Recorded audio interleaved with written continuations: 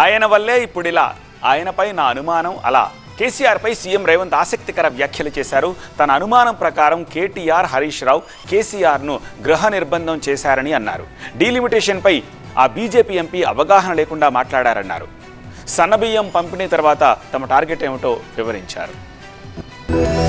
కేసీఆర్ లేకపోతే తాను లేనని, ఆయన వల్లే తనకు గుర్తింపు వచ్చిందన్నారు సీఎం రేవంత్ రెడ్డి. కేసీఆర్ లేకపోతే నేను చేసిన మంచి పనులు తెలిసేవి కావన్నారు. మహాభారతంలో శకుని లేకుంటే కృష్ణుడు లేడన్నారు. రావణుడి చెడు వల్లే రాముడి గొప్పతనం తెలిసిందన్నారు. కేసీఆర్ రెస్ట్ తీసుకుంటున్నారని అంతా అంటున్నారని, తన అనుమానం ప్రకారం కేటీఆర్, హరీష్ రావు కేసీఆర్ ను గృహ నిర్బంధం చేశారన్నారు. ఇవాటితో సన్నబియ్యం పంపిణీకి ఏడాది పూర్తి కావడంతో అసెంబ్లీ హాల్లో ఇవాళ మంత్రులు, ఎమ్మెల్యేలు, ఎమ్మెల్సీలతో కలిసి భోజనం చేశారు. ఇక డీ లిమిటేషన్ పై బీజేపీ ఎంపీ లక్ష్మణ్ వి అవగాహన లేని వ్యాఖ్యలన్నారు రేవంత్. లక్ష్మణ్ ఎలా డాక్టర్ అయ్యారో అర్థం కావడం లేదన్నారు. తెలంగాణను తెలివిగా మోసం చేస్తున్నారన్నారు. ఎన్ని సీట్లు పెరిగితే అన్ని మహిళా రిజర్వేషన్లకే వెళ్తాయన్నారు. నియోజకవర్గాలు 50% పెంచితే 410 సీట్ల గ్యాప్ వస్తుందన్నారు. నియోజకవర్గాలు పెరిగినా కూడా గ్యాప్ సేమ్ ఉండాలన్నారు. పెంపులో ఉత్తర, దక్షిణ వ్యత్యాసాలు కనపడుతున్నాయన్నారు సీఎం రేవంత్. కేంద్రానికి 5 రాష్ట్రాల సీట్లు మాత్రమే సరిపోతాయన్నారు. ఇప్పటికే దక్షిణాది రాష్ట్రాలను పట్టించుకోవడం లేదని, ఇలా ఏర్పడితే దక్షిణాది రాష్ట్రాల సీట్లతో పని ఉండదన్నారు. దక్షిణాది కోసం బీజేపీ నాయకత్వం తీసుకున్నా ఇబ్బంది లేదన్నారు రేవంత్. ఇప్పుడు ఎంతో కొంత దక్షిణాదిని గుర్తిస్తున్నారన్నారు.